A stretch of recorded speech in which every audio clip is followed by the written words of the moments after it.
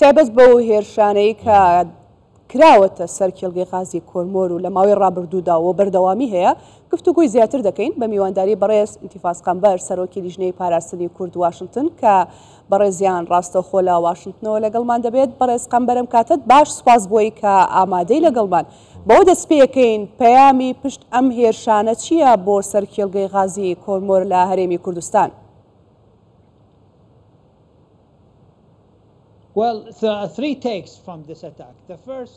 سێ هۆکاری هەیە. یەکەمیان ئەمە هێرشە بۆ سەربەخۆیی سەرچاوە سروشتیەکانی عێراق بۆی کە عێراق بەردەوام پشت بە ئێران بەستێ چونکە بازاڕەکەی بۆ ئێران باشە. دووەمیان موشەکە پاتریۆتەکان لەکوێن؟ ئەوانەی کە ڕوبەڕووی ئەو موشەکانە بوونەوە کە لە ئێرانەوە چوونە ئیسرائیل خستنیانە خوارەوە بەڵام حکوومەت هەرێمی کوردستان و خەڵکی کوردستان ناپارێزن. ئەمە بۆ یاخود هاوکاری پێشمەرگە بکەن و بۆی کە ئاسمانی کوردستان و خەڵک و گاس و کەرتی وزە لە کوردستان بپارێزرێت.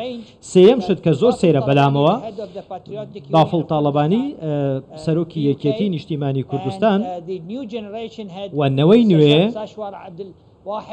شاسوار عەبدولواحید و سروە عەبدولواحید ئەندامی پەرلەمان کە نوێنەرایەتی نەوەی نوێ ئەکا هیچ کات تا ئێستاش ئەم هێرشانیان ئیدانە نەکردووە. ئەوەی کە کرایە سەر شاری سلێمانی ئێمانە لەکوێ بوون و بەردەوام ڕەخنە لە حکوومەتی هەرێمی کوردستان دەگرن و ڕەخنە لە سەرۆک وەزیران مەسعود بارزانی دەگرن. بەڵام کاتێک کە هێرش دەکرێتە سەر شوێنێک لە کێڵگەیەکی غاز لە سلێمانی ئیدانەی ناکەن. لە کاتێکە حکوومەتی هەرێمی کوردستان سەلماندوویەتی نوێنەرایەتی هەموو گەلی کوردستان دەکات لە هەرێمی کوردستان و ئیدانەی کردووە. سەرۆک وەزیران مەسعود بارزانی ڕاگەندراوێکی ڕاشکراوی هەبوو لەسەر ئەم هێرشانە. زۆر باشە. بەڕێز ئینتیفاز ینی بۆچی ئەف ئێرشە هاتیەکردن لەسەر کێلگەها کۆرمۆر کارمەدانên نێودەوڵەتی لە پەیخۆئانین؟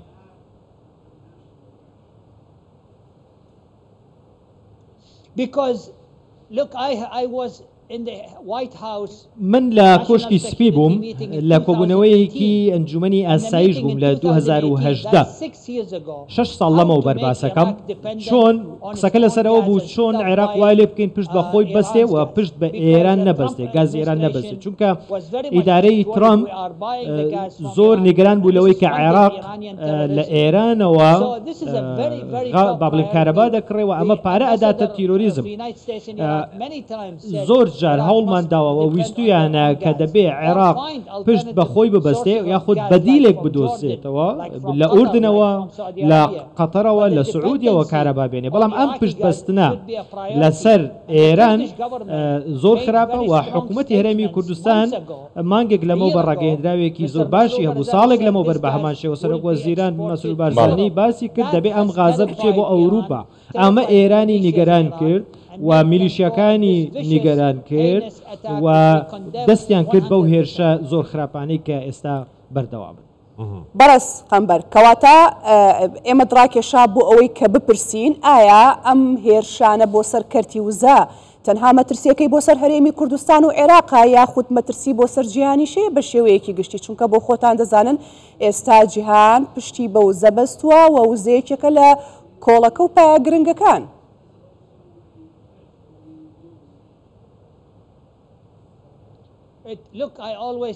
من هەموو جار وتومە چی بۆ کوردستان باش بێ بۆ عێراقیش باشە بە پێچەوانەشەوە ئەوی خراپ بێ بۆ عێراقیش خراپە.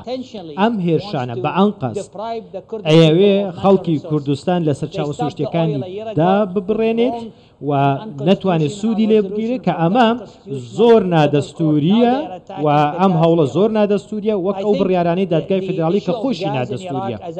بۆیە وەک وتم غاز لە 2018ەوە ئەو کۆبوونەوەی کە باسم کرد تا ئێستا کاری لە پێشینەی ئەمریکا و کۆشکی سپی بووە واهی هەموو جیهانیشە ئەوەی کە ئێستا هەیە چونکە ئەم پارەی عێراق دەچێتە دەستی ئێرانەوە و ئێران بۆ کردەوەی خراپ و تێکدانی ناوچەکە بەکاریان دەهێنێ بۆیە بەشێک لەو ڕێگەیە لەو هەنگاوی بۆ سەقامگیری ناوچەکە دەستی پێ کردووە و ڕێگریکردن لە هەرێمی کوردستان بۆی کە جارێکی دیکە نەبێتە ئامانج دەبێ ئەم پارەدارکردنەی ئێران ڕابوەستێ لە ڕێگەی غازی عێراق. زۆر باشە. جیهام شێوەیەکی گشتی دناودا ئەمریکا پێویستە چ بکەتن ji بۆ عێراقی بۆ vêyekê ku pişt bi wizeya xwe enerjiya xwe bibestîtin îtir hawirde neketin ji derveyê welatî.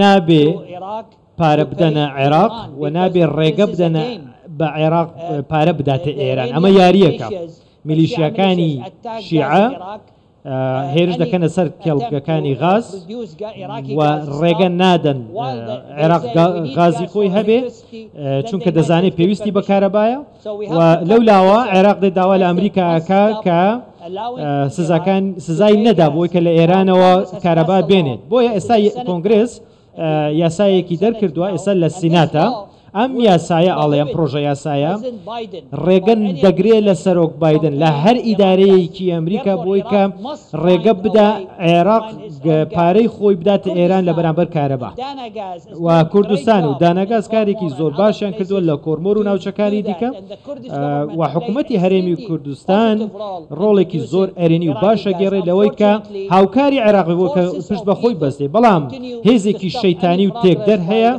ڕێگە نادا هیچ بەرەو پێشونێ لەم بۆرەدا بچێتە پێشەوە. بەڕێز قەمبەر باس لە هێزێکی شەیتانی دەکەی کەواتە من دەپرسم ئایا دەزوەردانی دەرەکی تا چەندە هۆکار بووە بۆ ئەوەی کە عێراق نەتوانێت بەرژەوەندیە ئابووری و سیاسیەکانی خۆی بپارێزێ لە ناوچەکە؟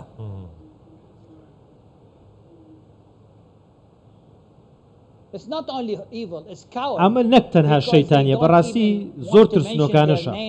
من نامەوێت بەڕاستی ناویان بێنم و بۆی کە گەورەیان کەین من زۆر باشە زانم ئەو ئاراستەیە کە ئەو هێرشانەیان لێوە دێن ئەو شوێنانن کە میلیشیاکانی بەغدا و وەفادار بۆ ئێران لین و وەفادار نین بۆ خاک و وڵات و گەلی خۆیان کە عێراقا ئەمە زۆر ترسناکە بۆ نمونە ئەگەر هێزێک هەبێ نەوەی نوێ وەکو هێزێک هەبێ لە کوردستانە پەیوەندی زۆر خۆش بێ لەگەڵ ئەم پەیوەندی ئەم میلیشیانە کاتێک کە تۆ پەیوەندیت لەگەڵ میلیشیانە باش بوو واتە تۆ ئەمانەت پێش خستووە واتە پێشگەلی کوردستان خستووە پێش خەڵکی سلێمانی و دانیشتوانی خەڵکی سلێمانیت خستووە و فەزلی ئەوانت داوە بەسەر گەل و وڵاتەکەی خۆتدا بۆیە هەر قەترەیەک نەوت هەر پێیەک سێجار لە غاز دەبێ مڵکی خەڵکی کوردستان بێ و سوودی لێ ببینن. بەڕێز ئینتیڤاز قەمبەر سەرۆکی لیژنەیە پاراستنا کورد واشنگتن لە واشنگتنت گەلمەوەی گەلێکی سوپاس بۆ شۆڕۆڤێنتە. زۆر سوپاس.